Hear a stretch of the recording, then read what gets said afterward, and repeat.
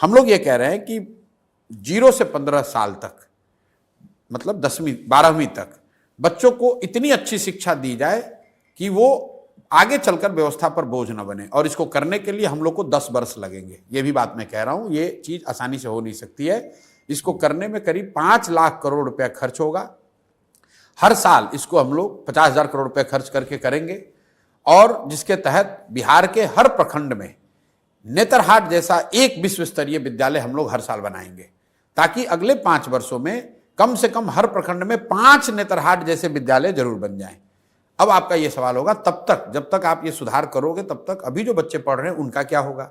उसके लिए हम लोग कह रहे हैं कि अगर आपके पास आपके इलाके में सरकारी स्कूल अच्छा नहीं है तो आप अपने बच्चे को प्राइवेट स्कूल में भेजिए। उसका फीस एक रेगुलेटेड फीस सरकार भरेगी। तो जन स्वराज की शिक्षा को लेकर ये जो सोच है कि 15 साल से कम उम्र के बच्चों को इतनी अच्छी शिक्षा दी जाए ताकि वो व्यवस्था पर आगे चलकर बोझ ना बने। और अच्छी शिक्षा देने के लिए rather than making school in every village, we are saying कि हर प्रखंड में 5 से 10 अच्छे विद्यालय बनाए जाएं और लोगों को बस की सुविधा दी जाए, स्कूल बस की, ताकि बच्चे अच्छे स्कूल तक पहुंच सकें।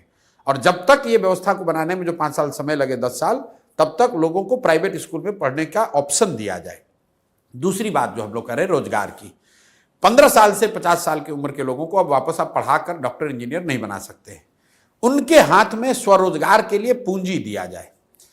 3 बातें जो हम लोग कह रहे हैं, रोजगार कैसे आएगा। पहला बात हम लोग कह रहे हैं कि उसको पूंजी दिया जाए। बिहार में पूंजी की बहुत कमी है। पूंजी की कमी इसलिए है कि हर साल बिहार से करीब करीब 2 से 2.5 लाख करोड़ रुपया बैंक ट्रांसफर कर रहे हैं दूसरे जगह।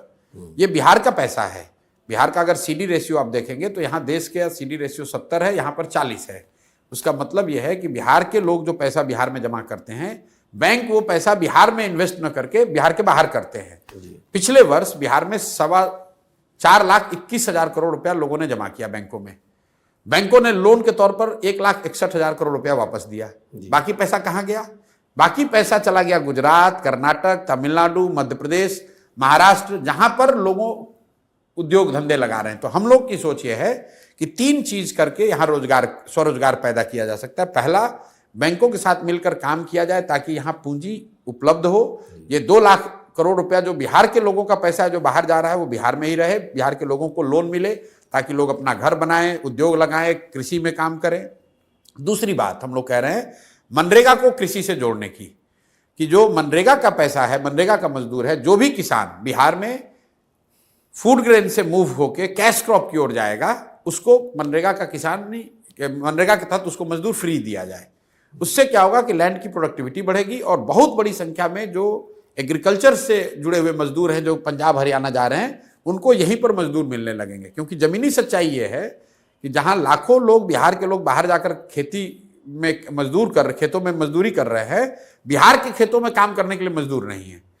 तीसरी बात हम लोग कह रहे हैं कि बिहार में हर साल कम से कम 1 लाख परिवारों को 4% के ब्याज पर लोन दिया जाए, ताकि ये लोग इंटरेस्ट सबवेंशन स्कीम लाने की बात कर रहे हैं, ताकि 6,000 करोड़ रुपया या 7,000 करोड़ रुपया अगर सरकार पैसा दे दे ब्याज उनके बिहाफ में, और 4,000 करोड़ रुपया अगर जनता दे, तो 1 लाख करोड़ रुपया लोगों के हाथ में मिलेगा स्वरोजगार। तो हम लोग का मंत्र जो है वो शिक्षा और स्वरोजगार, पैसा और पूंजी, ये 2 चीज से बिहार का सुधार हो सकता है। जब लोगों को शिक्षा होगी और उनमें काम करने के लिए उनके पास पूंजी होगा तो अपने आप बिहार में तरक्की होगी, अपने आप रोजगार आएगा, पलायन रुकेगा। सिर्फ सरकारी नौकरी का वादा करके या 2, 4, 10 फैक्ट्री लगाकर बिहार की जनता को और बिहार से गरीबी दूर नहीं की जा सकती है।